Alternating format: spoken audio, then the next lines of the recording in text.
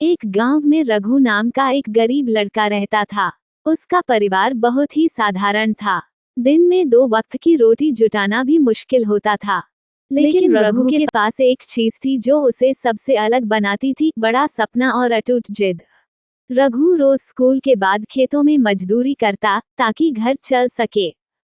एक दिन उसने शहर से आए एक आदमी को देखा जो बड़ी गाड़ी से आया था और स्मार्टफोन पर काम कर रहा था। रघु ने उससे पूछा, आपने ये सब कैसे पाया? आदमी ने मुस्कुराकर जवाब दिया, सीखकर, मेहनत से और सही मौके पर सही फैसले लेकर। उस दिन से रघु ने ठान लिया, मैं भी एक दिन अमीर बनूंगा। रघु की आंखों में अब एक नई चमक थी। उस दिन के बाद उसने खेतों में काम करते हुए भी किताबें पढ़नी शुरू कर दी। वह स्कूल में पहले से ज्यादा ध्यान देने लगा और हर विषय में अव्वल आने लगा। गांव के लोगों ने पहले तो मजाक उड़ाया, अरे गरीब का बेटा क्या करेगा पढ़ लिख के। लेकिन रघु को अब किसी की परवाह नहीं थी। कुछ सालों बाद उसने 10वीं कक्षा में पूरे जिले में टॉप किया। ये खबर अखबारों में भी छपी। एक एनजीओ ने उसकी कहानी पढ़ी और उसे शहर के एक अच्छे स्कूल में स्कॉलरशिप पर पढ़ने का मौका दिया। रघु ने उस मौके को दोनों हाथों से थाम लिया। शहर आकर उसने पहली बार कंप्यूटर देखा। शुरू में उसे कुछ समझ नहीं आया, लेकिन जिद थी सीखने की। वह रोज लाइब्रेरी में घंटों बैठता और फ्री ऑनलाइन कोर्स से कोडिंग, अंग्रेजी और बिजनेस के बारे में सीखता रहा।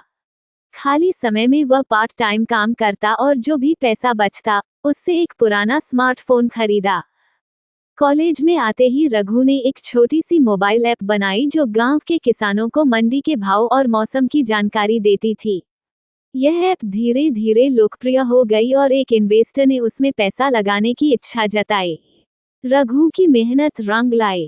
कुछ सालों बाद रघु की अपनी टेक कंपनी थी जो गांवों में टेक्नोलॉजी लाकर उनकी जिंदगी आसान बना रही थी।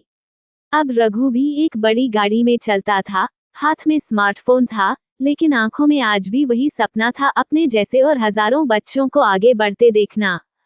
एक दिन वह अपने गांव लौटा, उसी जगह जहां वो कभी खेतों में मजदूरी करता था। वहां एक छोटा सा स्कूल बनाया गया था। नाम था रघु प्रेरणा केंद्र। बच्चों से घिरा रघु मुस्कुराया और किसी ने उससे पूछा, आपने ये सब कैसे पाया? रघु ने मुस्कुराकर वही जवाब दिया, सीखकर, मेहनत से और सही मौके पर सही फैसले लेकर।